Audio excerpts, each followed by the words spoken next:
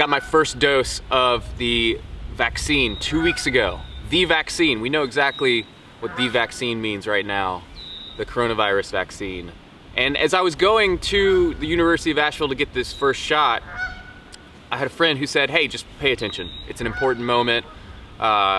Look around and take it all in. My friend was right. As I got to UNC Asheville, the person who directed me in my parking spot, very effectively, by the way, was very happy. There seemed to be a lightness about him. The lady who was opening the door for me and the people in front of me and behind me, she was very happy as well. The air traffic controller, this lady who was managing all the logistics of the center, was very, very happy. And the people in line to get this first dose of the vaccine, young and old, people from all walks of life, there seemed to be a certain lightness about us as well. We were all, of course, wearing masks. You're able, I think we've all learned how to notice emotion even through just the eyes, just above where the mask falls on the face, and you could see smiling eyes. And it reminded me, well, it spoke to that, wow, it's been a long, long, long year. It's been a long time coming. You could feel this kind of like exhale in the room. And yes, we're not there yet. Of course, we all need to get vaccinated.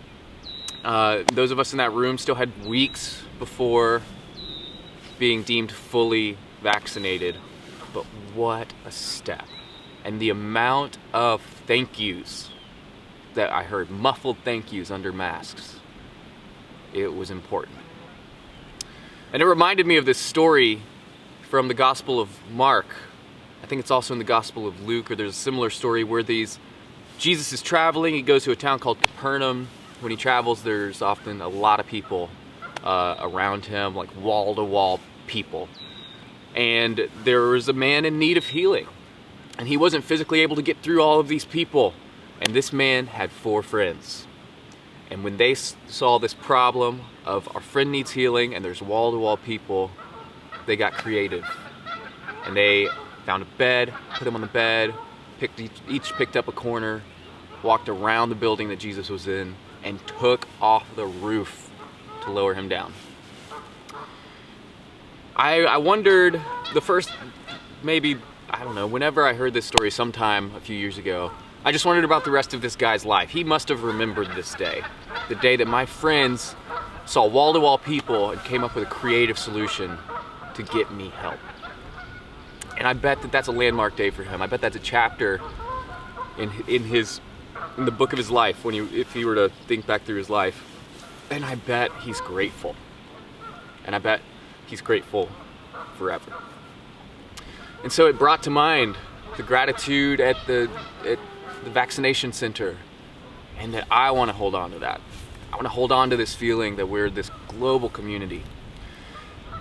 And that this does serve, I hope that this chapter does serve as a reminder that we have had 4 friends. We have had women and men who have sacrificed so much in the medical community. We have had women and men develop this vaccine, these vaccines, at record pace.